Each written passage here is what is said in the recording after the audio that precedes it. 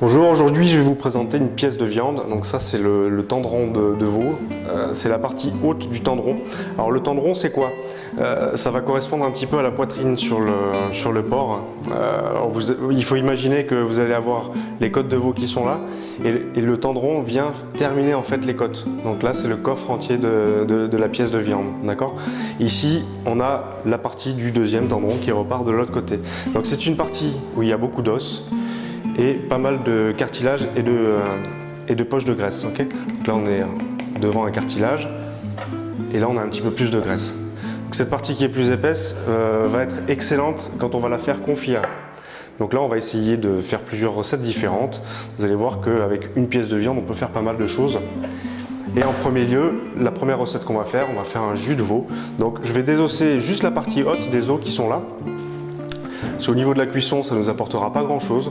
Par contre, je vais garder l'os qui est en bas avec les premiers cartilages. D'accord ? Alors pour désosser n'importe quelle pièce de viande, ce sera la même chose avec un carré d'agneau, un carré de veau, un carré de bœuf, etc. Il faut d'abord dégarnir la partie supérieure de l'os, là où il y a une petite peau. Donc vous voyez cette petite peau qui est juste sur le dessus, on a l'os qui est là. On va inciser sur le centre de notre os. Okay ? Et là, on va passer la pointe de notre couteau et on va décoller la partie fine de la peau qui enrobe l'os d'un côté et de l'autre. Une fois qu'on a fait ça, on continue à dégager l'os, donc on fait suivre cette peau jusqu'à notre jointure. Et pareil de l'autre côté.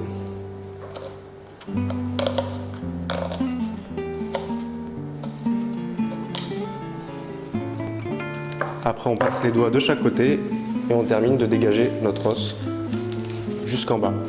Alors à chaque fois qu'on va désosser une pièce de viande, il ne faut pas chercher à couper. Quand on va enlever un os, on va chercher à déjointer. Donc la différence est un petit peu plus subtile, c'est qu'on ne va pas du tout appuyer avec le couteau. Là je vais essayer de le faire délicatement pour que vous voyez bien. Voilà. On tire sur l'os et il se déjointe tout seul. Ce qu'il faut comprendre, c'est la physionomie de l'os. Et là on a un os qui est complètement dégagé. Là on n'a plus rien à part notre petite partie de cartilage qui est là. Donc je vais faire la même chose avec tous les os qui suivent derrière. Ça y est, c'est terminé, j'ai enlevé tous les petits os du tendron. Je vais le couper en deux pour qu'on puisse faire nos deux recettes. Donc on va faire un tendron de veau braisé aux oignons. On va récupérer la partie qui est la moins grasse. D'accord, on va essayer de couper à peu près en deux par rapport à la jointure. Ok, donc je prépare d'abord mon incision ici. Jusqu'à cette partie-là. Et après, je retourne la pièce. Je reprends mon encoche. J'incise sur toute la longueur. Alors cette partie-là, il n'y a pas d'os, ça vient tout seul. Et là, on arrive sur le cartilage. Et ça se déjointe tout seul. D'accord, donc ça, ce sera la partie qu'on va mettre à braiser. Et celle-ci, on s'en servira pour faire une autre recette. On va inciser au-dessus de la peau, surtout pour que la matière grasse puisse s'échapper et pour qu'on ait une très belle coloration.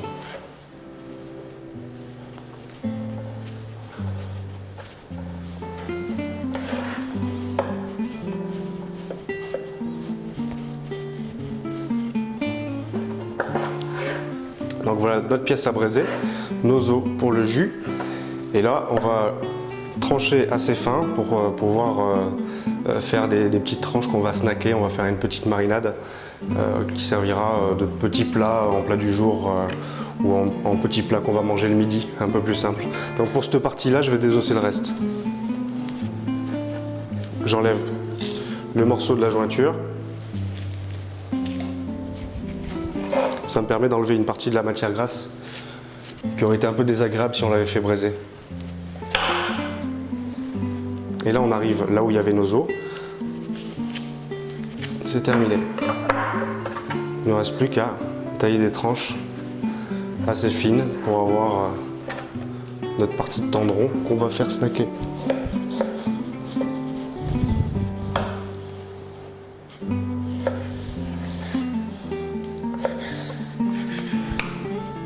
Alors bien souvent vous le trouvez comme ça chez le boucher, déjà ficelé. Donc ça va être la même chose, sauf que nous on va pas le ficeler, on va laisser un maximum de liberté à la pièce.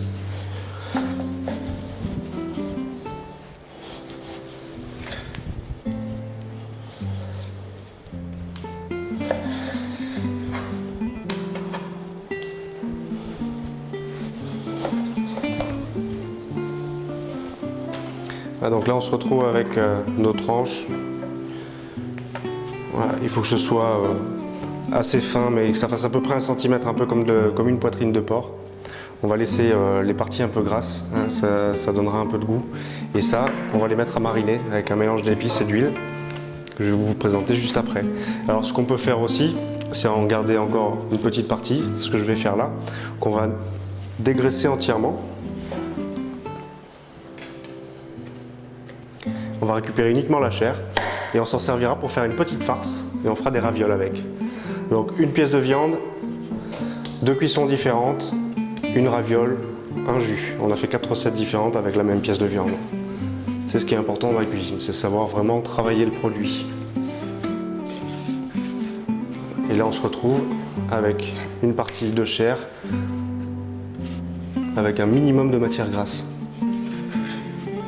Voilà, il faut en laisser un petit peu toujours dans une farce, mais là on a quelque chose d'assez noble.